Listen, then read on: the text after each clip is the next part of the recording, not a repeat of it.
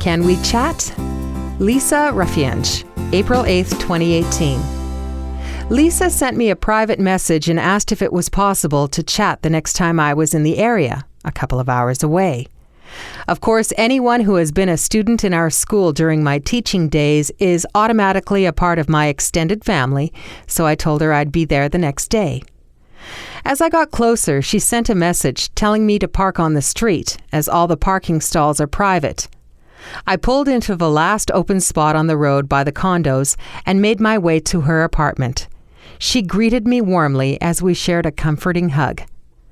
Over the next couple of hours, she shared a few of the many problems that brought her to this point in life, and the reason for contacting me. To be honest, I was dumbfounded to hear how one person could have gone through so much. She informed me that she knew I could not solve her problems, but really appreciated the opportunity to simply share what has been going on in her life. I was deeply humbled when she said that of all the people she knew, I was the only one with whom she felt she could share her story. She knew I would not judge and would just listen. That really touched my heart. She added that she gets so much inspiration from the stories I post on Facebook, especially so since her problems grew and grew. I wish I could say that I was able to solve her problems, but that is not reality.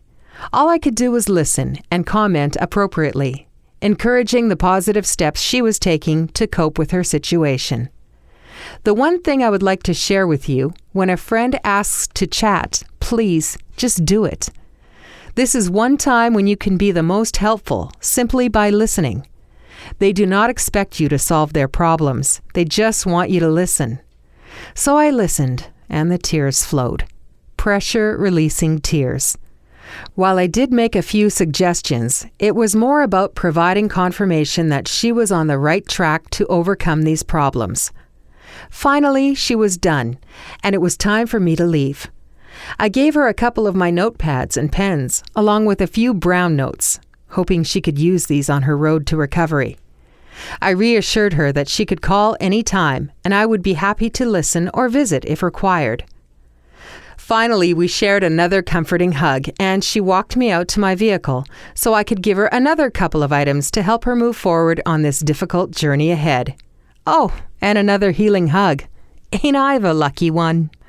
Oh, and that empty parking spot I picked coming in? Just behind it, high on the lamppost, was a "No parking here" to corner sign. It cost me another $80 as I was in too much of a rush to visit with Lisa and didn't notice it when I pulled into that spot.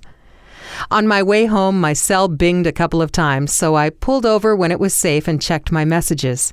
The appreciation she expressed warmed my heart, and then I shed a tear, knowing how fortunate that I was my classroom was still functional 20 years after retiring.